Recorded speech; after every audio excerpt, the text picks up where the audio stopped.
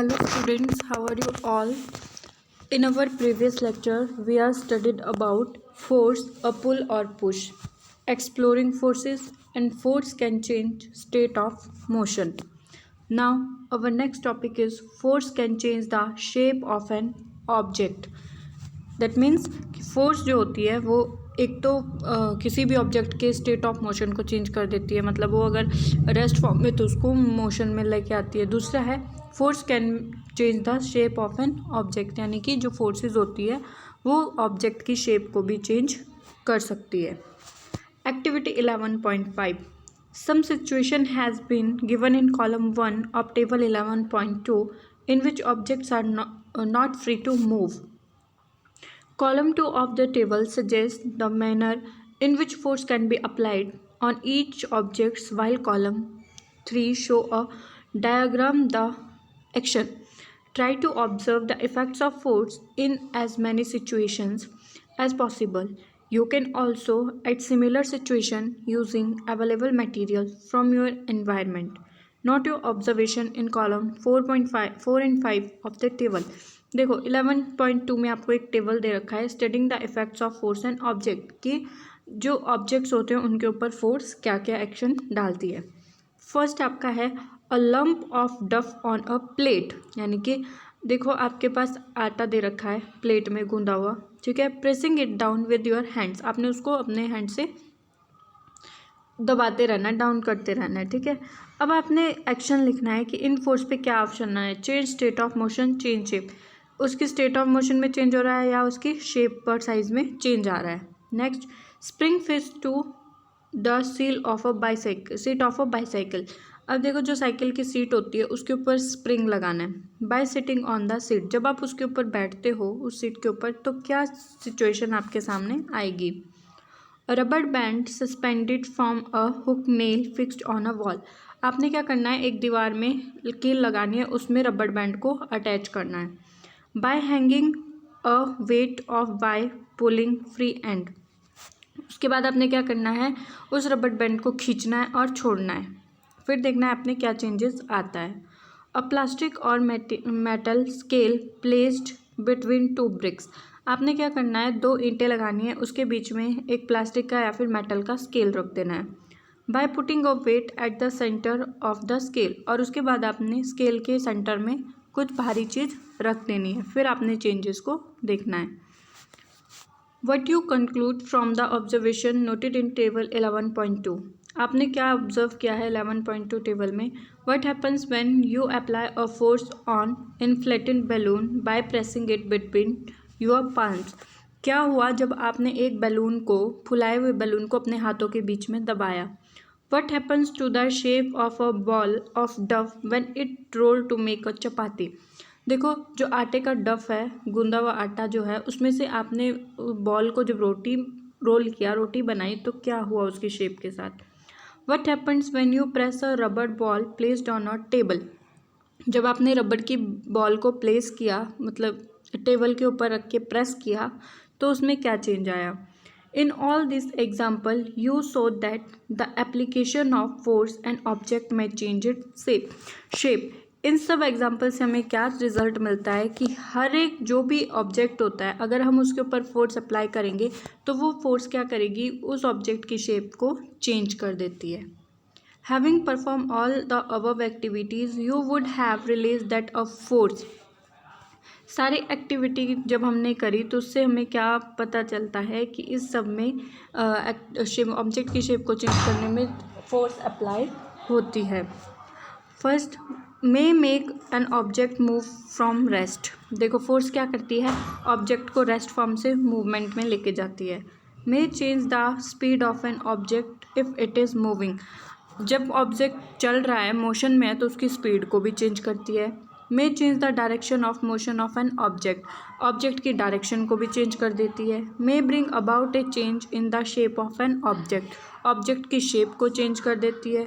May cause some all of this effects, इसके अलावा भी बहुत से इफेक्ट फोर्सेस करती है। देखो बहुत से इफेक्ट हमने अभी तक पढ़ लिए कि फोर्सेस जो है वो ऑब्जेक्ट को मोशन में लेके आती है रेस्ट फॉर्म से, उसकी स्पीड को चेंज कर देती है, डायरेक्शन ऑफ मोशन को चेंज कर देती है, शेप को चेंज करती है, और भी इसके अलावा बहुत से इफेक्ट फोर्स ऑब्जेक्ट के ऊपर डालती है।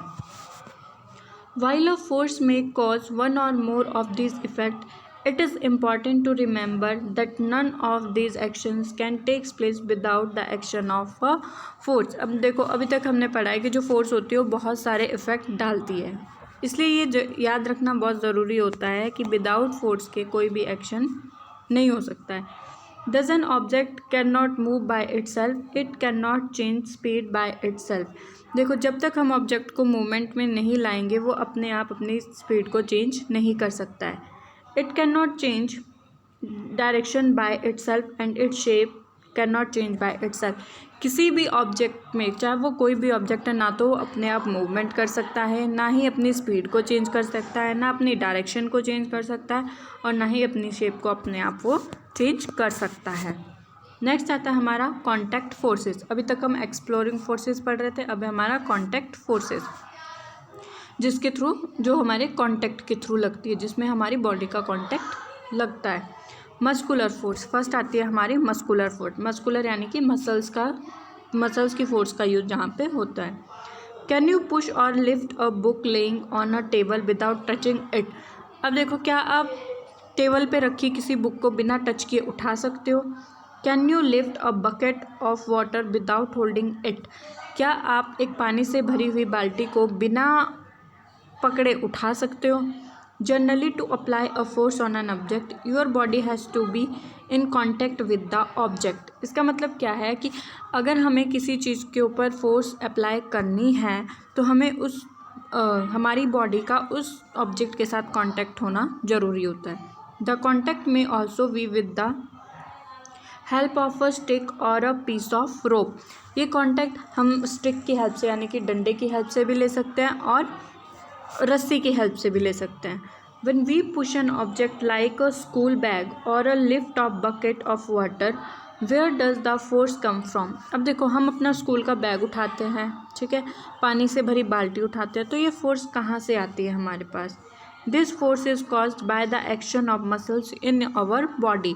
ये फोर्स मसल की एक्शन की वजह से आती है जो हमारी बॉडी में मसल अपना वर्क करती है।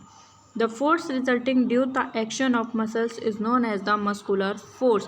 हमारी बॉडी की मसल्स के थ्रू जो फोर्स लगती है उसे हम मस्कुलर फोर्स बोलते हैं। Animal also make use of muscular force to carry out their physical activities and their tasks। Animal like bullocks, horse, donkey and camels are used to perform various tasks for us।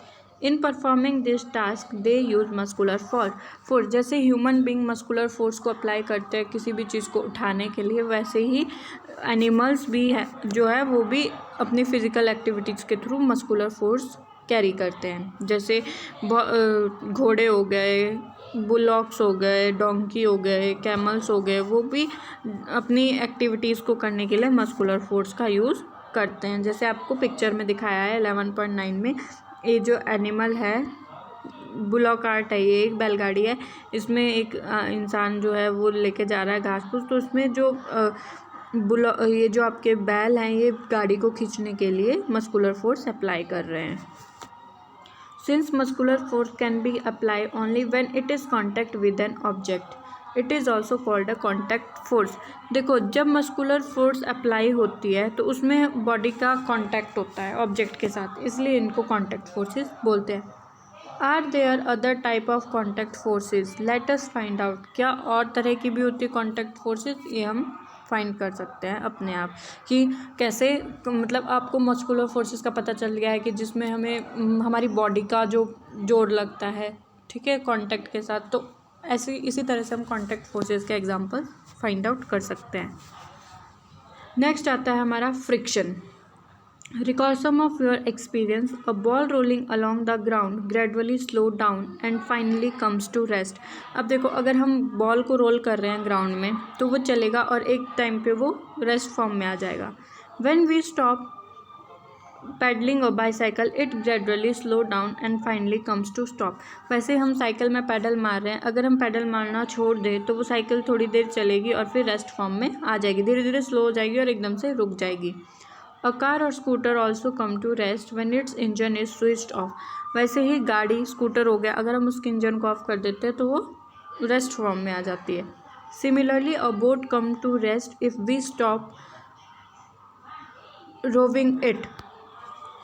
अगर देखो, अगर हम लोग boat चला रहे हैं, अगर हम उसमें रोविंग यानी कि जो उसमें पानी को पीछे धकेलने के लिए चप्पू चलाते हैं, अगर उसको हम बंद कर देते हैं तो वो स्टॉप फॉर्म में आ जाती है, रेस्ट फॉर्म में आ जाती है। Can you edit some more such experience. इसके अलावा भी हम बहुत से एक्सपीरियंसेस में ऐड कर सकते हैं।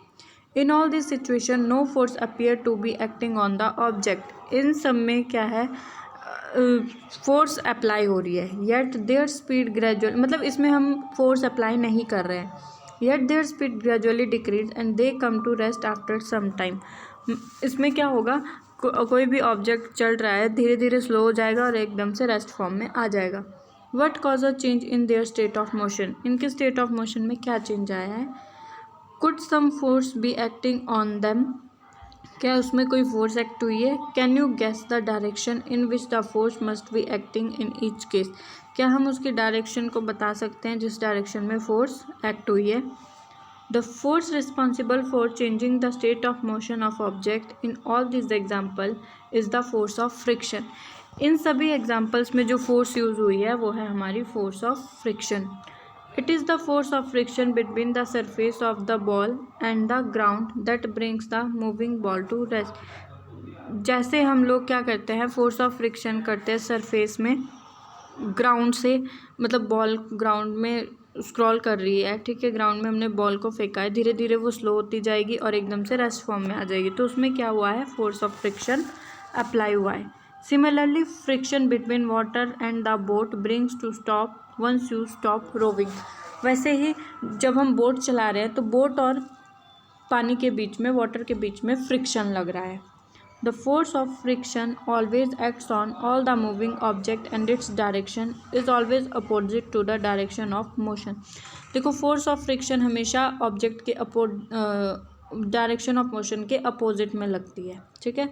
सिंस जैसे कोई ऑब्जेक्ट आगे को जा रहा है तो फोर्स पीछे की तरफ से लगेगी। Since the force of friction arise due to contact between surfaces. Force of friction कब लगती है, जब दो सरफेस आपस में कांटेक्ट में आते हैं। जैसे हमने बॉल खेल रहे हैं, हम बॉल को हमने ग्राउंड में स्क्रॉल किया है, फेंका है ग्राउंड में, तो फोर्स ऑफ फ्रिक्शन ग्राउंड और बॉल के बीच में लग रही है। It is also an example of contact force. ये भी क्या है, कॉन्टैक्ट फोर्स का एग्जाम्पल है। You will learn more about this force in chapter 12। अब फोर्स ऑफ फ्रिक्शन क्या होती है, इसके बारे में हम चैप्टर 12 में डिटेल स्टडी करेंगे। तो आज के लिए हमारा इतना ही था। नेक्स्ट टॉपिक हम नेक्स्ट क्लास में डिस्कस करेंगे।